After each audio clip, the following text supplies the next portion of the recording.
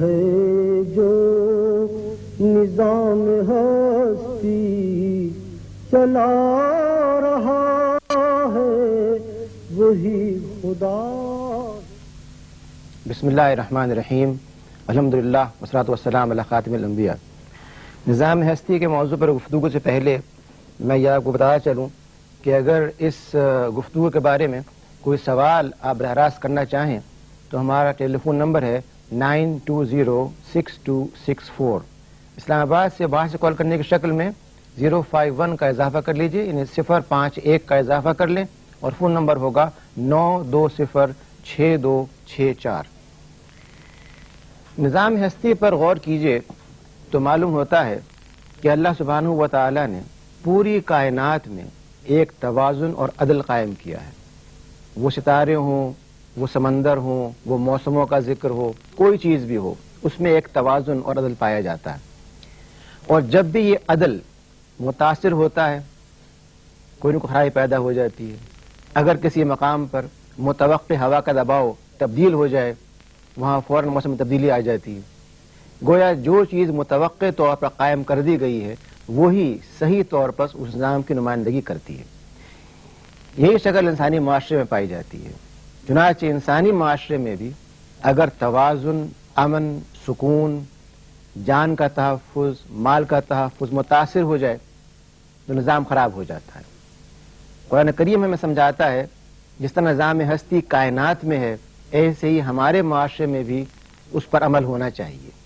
اس حوالے سے سورہ البقرہ میں ایک بنیادی اصول ہمیں یہ سمجھایا گیا ہے. آیت نمبر 256 میں یہ بات فرمائی گئی لا اکراہ فی الدین، یعنی دین کے معاملے میں کوئی جبر نہیں ہے. یہی ہمارا آج کا موضوع ہے. اسلام دنیا کا واحد دین ہے جس نے دین کے معاملات میں خود اہل ایمان میں اور اہل ایمان کے باہر اس اصول کو عملاً نافذ کر کے دکھایا. یعنی جو لوگ اپنے آپ کو اہل ایمان کہتے ہیں ان کے اندر اگر دین کی فہم کے بارے میں کوئی اختلاف پایا جاتا ہو جس کی بنیاد قرآن و سنت کی تعبیر ہے تو اسلام نے اس کو جائز قرار دیا. جب تک بنیاد قرآن و سنت ہوں گے ایک اہل علم، بہت سے علماء اپنی رائے قائم کر کے اس پر عمل کر سکتے ہیں، اور ان کو یہ حق نہیں دیا گیا کہ وہ کسی اور پر اس کو نافذ کرنے کے لیے اصرار کریں. یہ وہ جبر کا نہ ہونا ہے، آزادی کا ہونا ہے، حریت کا ہونا ہے اور فکر کے حق کا ہونا ہے جس کو اسلام نے واضح کر دیا. اور یہی شکل بائی نہیں ان لوگوں کے بارے میں بتا دی گئی جو مسلمان نہ ہوں، یعنی ان پر جبر کرنا اسلام کے اصول کے منافی ہے. عجیب و غریب معاملہ ہے کہ ابھی حال میں آپ نے دیکھا ہوگا اخبارات میں کہ مقبوضہ کشمیر میں ایک گروہ نے جس کا نام لشکر جبار بتایا جاتا ہے ایک ایسی بات کہی جو اسلام کے اصولوں سے بالکل ٹکراتی ہے. یعنی انہوں نے یہ کہا کہ جو خواتین اپنے چہرے کو ڈھانک کے نہیں نکلیں گی ان پر تشدد کیا جائے گا. قرآن کریم نے اس چیز کو واضح کر دیا ہے کہ دین کے معاملے میں کوئی تشدد نہیں ہے، کوئی جبر نہیں. عجیب و غریب بات ہے کہ جو لوگ یہ کہتے ہیں کہ دین کی پیروی ان کے خیال میں یہ ہے کہ چہرے کو ڈھانک کے نکلا جائے، وہ اپنا نام ہی یہ رکھتے ہیں کہ جبر کرنے والا لشکر ہے. جبکہ جبار کا مطلب یہ ہوا کہ وہ لشکر جبر کرنے والا ہے، جبکہ دین یہ کہتا ہے کہ آپ جبر سے اجتناب کریں، آپ امن کو، حریت کو نافذ کریں اور لوگوں کو یہ موقع دیں کہ وہ دین کے مصادر کو سمجھ کر کے اس کی تعلیمات کو جان کر کے اس پہ عمل کر سکیں. ہمارے معاشرے میں اس حوالے سے جو مشکلات پائی جاتی ہیں ان میں سے میں سمجھتا ہوں کہ ہم نے دین کے معاملے میں تشدد کو جس طرح سمجھا ہے اس میں دوبارہ غور کرنے کی ضرورت ہے. ہم عام طور پر یہ سمجھتے ہیں کہ دین سے مراد یہ ہے کہ مسلک یا چند عبادات کا خاص انداز پہ کرنا. چنانچہ ہم مسلک کے تک یہ سمجھتے ہیں کہ فلاں کا مسلک ہی اس میں تشدد نہ کیا جائے، لیکن جبر اور دین کے حوالے سے اس کا تعلق محض مسلک تک محدود نہیں ہے. محض یہ بات نہیں کہی گئی ہے کہ مسلکوں پہ شدت نہ برتو، بلکہ یہ بات بھی سمجھائی گئی ہے کہ دین کا تعلق معاشی معاملات سے بھی ہے، اور اگر معاشی معاملات میں جبر کیا جائے سینکشنز لگائے جائیں تو یہ بھی ایک جبر کی علامت ہے. یہی شکل معاشرتی معاملات کی ہے. معاشرت، خاندان، وہ نظام جو ہمارے ہاں پایا جاتا ہے، اگر اس کو کسی قوت سے تبدیل کیا جائے اور یہ چیز ذہنوں پر مسلط کی جائے کہ خاندان تو وہی ہے جو مغرب میں پایا جاتا ہے اور خاندان وہی مشرق پایا جاتا ہے، یہ بھی ایک جبر کی شکل ہے جو معاشرتی جبر کی شکل میں پائی جاتی ہے. ایسے ہی جبر سیاسی بھی ہے، یعنی ایک افراد کو، ایک قوم کو اگر غلام بنایا جائے، اس پر سیاسی اقتدار مسلط کر دیا جائے، اس کی سوورنٹی کو متاثر کیا جائے تو یہ سیاسی جبر کی شکل ہے. اسی طرح سے ایک جبر وہ بھی ہے، اس کا تعلق انسانوں کے ان تمام جو ثقافت تعلق رکھتے ہیں، یعنی ثقافتی جبر، کہ ان پر ایک ثقافت کو مسلط کر دیا جائے،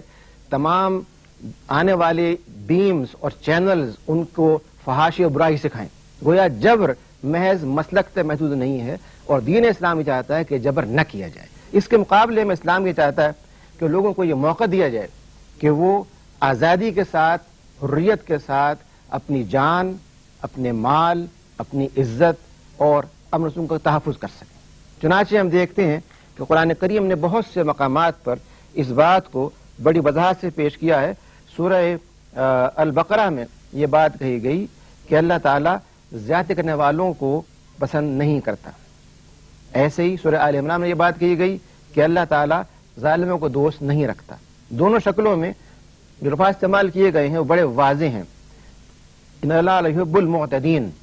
وہ لوگ جو معتدین ہیں، جو توازن سے ہٹنے والے ہیں، جو عدوان کرنے والے ہیں، ظلم کرنے والے ہیں، زیادتی کرنے والے ہیں، ان کو کہا گیا ہے کہ اللہ ان کو پسند نہیں کرتا. ایسے کہا گیا اللہ لا یحب الظالمین، اللہ ظالموں کو پسند نہیں کرتا. ان دونوں اصطلاحات پر غور کیجئے تو معلوم ہوتا ہے کہ قرآن کریم نے یہ چاہا ہے کہ ہمارے اندر برداشت، تحمل، صبر، استقامت پیدا ہو، اور ہمارے اندر سے جو ایک انسانی جذبہ ہے، بعض اوقات جذبات میں آ جانا، بعض اوقات اچانک بہت ہی تیز مزاج میں آ کر کے کسی کے خلاف شدت پہ آمادہ ہو جانا، ان سب کو یہاں پر یہ کہا گیا ہے کہ یہ اعتدال سے ہٹنا ہے، یہ ظلم ہے، یہ زیادتی ہے، اللہ اس کو پسند نہیں کرتا. کیا وجہ ہے کہ معاشرے میں شکل پیدا ہوتی ہے؟ عام طور پہ کہا جاتا ہے کہ اس کا بنیادی محرک محرومی کا احساس ہے. چنانچہ بعض تحقیقات یہ بتاتی ہیں کہ آج دنیا میں وہ قومیں جو اپنے آپ کو حاکم تصور کرتی ہیں اور یہ دعویٰ کرتی ہیں کہ وہ یک قطبی قوتیں ہیں، یونیپولر پاورز ہیں، انہوں نے معاشی طور پر ان اقوام کو جو لیس ڈیولپڈ ہیں اتنا مجبور کیا ہوا ہے کہ وہ مجبوراً اس ظلم سے تنگ آ کر کے بعض اوقات اس بات کا اظہار کرتی ہیں کہ وہ ان سے بغاوت کر رہی ہیں. اگر دیکھا جائے تو جو مالی امداد صرف کی جاتی ہے دنیا کے اوپر اسلحہ کی دوڑ پیدا کرنے میں، اس کو اگر لگایا جائے تعلیم میں، معاشی ترقی میں، یہ محرومی کا احساس ختم ہو جائے گا. اور جب یہ ختم ہوگا تو جو ختم ہوگا. گویا تشدد کا حل تشدد نہیں ہے. اگر کوئی شخص تشدد کرتا ہے آپ کے اوپر، آپ کے مکان پہ حملہ کر دیتا ہے، آپ کے مکان میں آگ لگا دیتا ہے،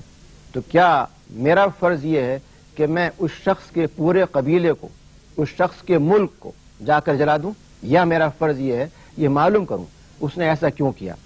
اس کو اگر واقعی وہ مجرم ہے سزا دی جائے. لیکن ایک شخص کی غلطی کی بنا پر ایک پوری قوم اور ایک پورے ملک کو سزا دے دینا، یہ تشدد کی دہشت گردی سب سے بری شکل ہے. گویا اسلام یہ چاہتا ہے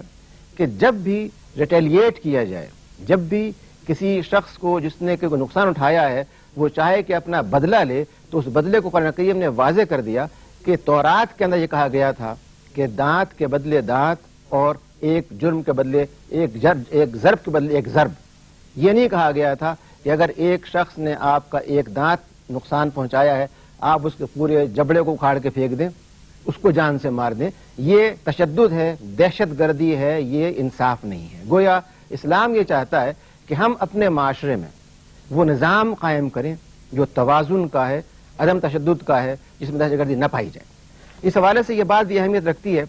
کہ قرآن کریم نے جگہ جگہ ہمیں یہ بات سمجھائی ہے کہ دین اسلام دراصل امن اور سلامتی کا پیغام ہے، چنانچہ آپ دیکھیے اسلام کا مادہ عربی زبان میں سین لام میم ہے، جس سے مراد امن، اللہ تعالیٰ کے آگے جھک جانا، اس کی بندگی میں آ جانا، امن میں آ جانا، سلامتی میں آ جانا۔ اور یہی سبب ہے کہ دنیا میں جہاں کہیں بھی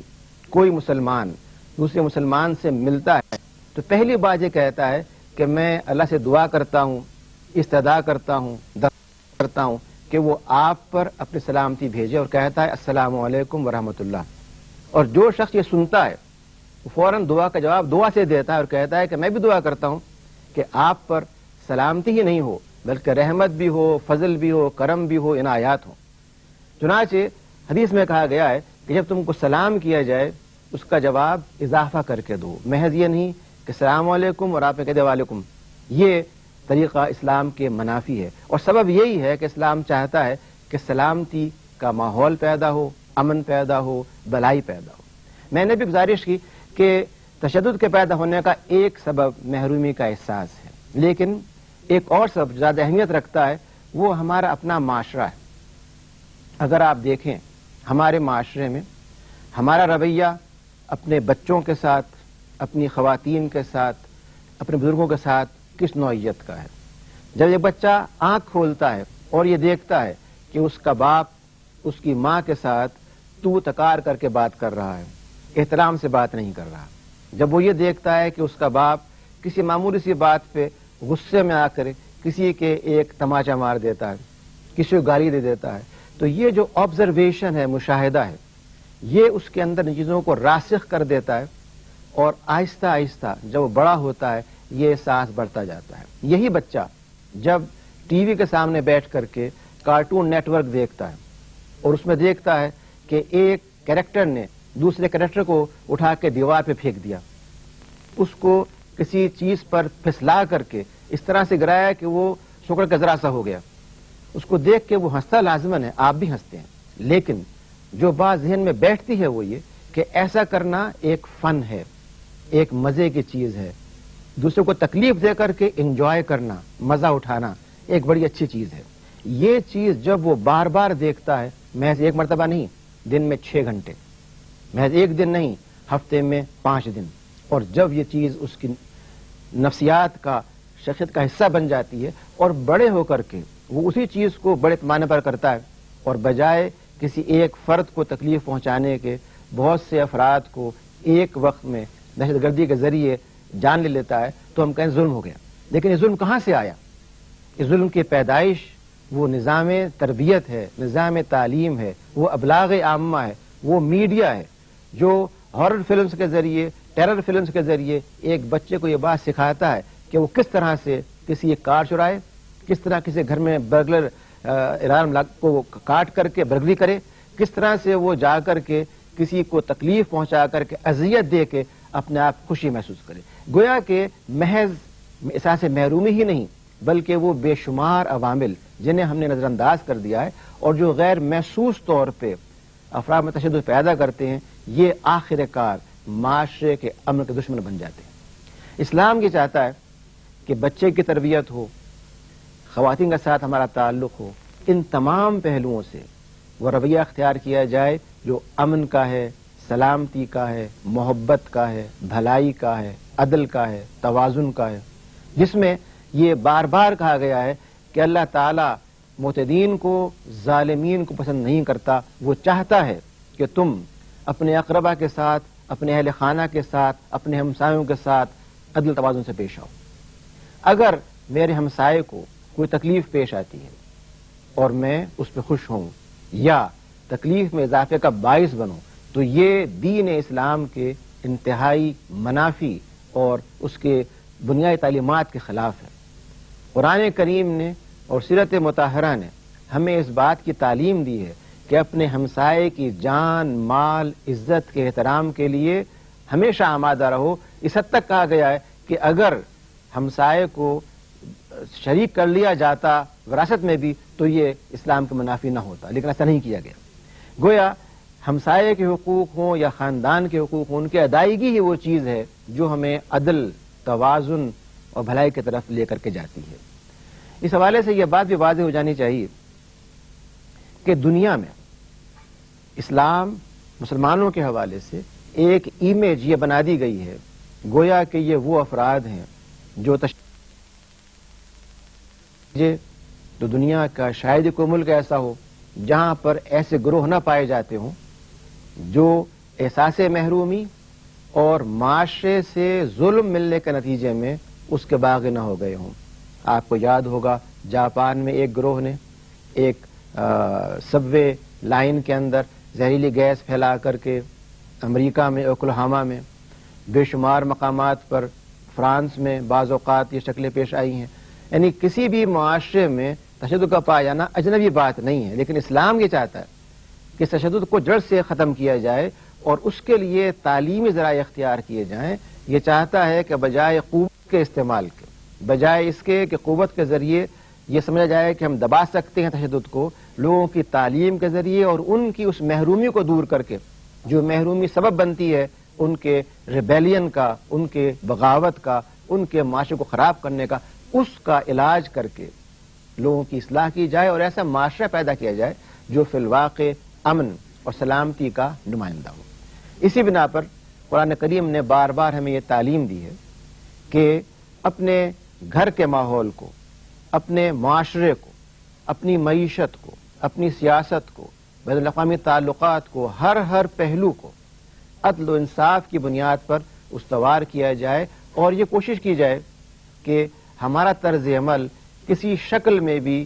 عدل و توازن سے ہٹنے والا نہ ہو. یہاں یہ بات بھی میں آپ کے سامنے واضح کر دوں کہ جو تشدد ہمارے ہاں پایا جاتا ہے، جہاں اس میں احساس محرومی ایک بنیاد ہے، وہاں اس میں اس کا بھی دخل ہے کہ بہت سی صورتوں میں ہم نے یہ تصور کر لیا ہے کہ تشدد محض انفرادی ہے. صورتحال یہ ہے کہ اس کی شکل جو ریاستی اور گلوبل پائی جاتی ہے وہ بھی یکساں پہ اثر انداز ہوتی ہے. جب ہم دیکھتے ہیں کہ بہت سے ممالک اپنے افراد کے اوپر سیاسی استحصال کر رہے ہیں، جیسے کشمیر میں استحصال کیا جا رہا ہے، حقوق انسانی پامال کیے جا رہے ہیں، ہم دیکھتے ہیں بہت سے مقامات پر ظلم ہو رہا ہے، تو ان صورتوں کو دیکھتے ہوئے ایک نفسیاتی رد عمل یہ پیدا ہوتا ہے اگر ہم نے بھی ایسا کوئی کام کر لیا تو شاید یہ کوئی بری بات نہ ہو. برائی انفرادی ہو یا اجتماعی ہو، دونوں برائی ہیں. چنانچہ اسلام نے تشدد کو، چاہے وہ انفرادی ہو یا اسٹیٹ ٹیررزم ہو، دونوں کو یکساں شدت کے ساتھ منع کیا ہے اور غلط قرار دیتے ہوئے یہ تعلیم دی ہے کہ ہم ایسا معاشرہ پیدا کریں جس میں کہ اسٹیٹ ہو، افراد ہوں، فیملی ہو، سوسائٹی ہو، لیگل انسٹیٹیوشنز ہوں، سیاسی ادارے ہوں، ان سب کے اندر رواداری، امن اور توازن پایا جائے. گویا آج کی گفتگو سے یہ بات ہمارے سامنے واضح ہوئی کہ قرآن کریم جس جبر سے منع کرتا ہے وہ جبر محض مسلکی معاملات میں نہیں ہے، بلکہ یہ وہ جبر بھی اس میں شامل ہے جو معاشی استحصال کی شکل میں ہو، جس میں کہ اکنامک آرڈر امپوز کیا جائے. وہ جبر بھی شامل ہے جو میڈیا کی شکل میں ہو اور بات تصورات میڈیا کے ذریعے امپوز کیے جائیں. وہ جبر بھی شامل ہے جو ثقافتی ہو اور کلچر کی شکل میں وہ ثقافت امپوز کی جائے جو ایک علاقے کے افراد کے لیے مناسب نہ ہو. اس جبر کو ہر سطح کے اوپر اسلام ختم کرنا چاہتا ہے اور اس کا ذریعہ تجویز کرتا ہے کہ تعلیم کے ذریعے، ایک اچھے اخلاق کے ذریعے، ایک اچھے طرز عمل کے ذریعے، باہمی تعاون اور محبت کے ذریعے، معاہدوں کے احترام کے ذریعے اس نظام کو جو ظلم پر مبنی ہو دور کر کے ایسا نظام قائم کیا جائے جس میں انسان کی جان کا احترام ہو، عزت کا احترام ہو، مال کا تحفظ ہو اور وہ سکون پایا جائے جو معاشرے کے ترقی اور فلاح کے لیے انتہائی بنیادی اہمیت رکھتا ہے. اس گفتگو کے ختم کرنے سے پہلے میں آپ بتا چلوں کہ اگر اس کے بارے میں کوئی سوال آپ کے ذہن میں ہو اور آپ چاہتے ہو کہ اس کو لکھ کر کے ہمیں بھیجیں تو ہمارا پتہ ہے انچارج پروگرام نظام ہستی، روشن پاکستان نشریات، اسلام آباد ٹی وی سینٹر، آخر روڈ، اسلام آباد، اور فیکس نمبر ہے 92229249222924. بہت شکریہ.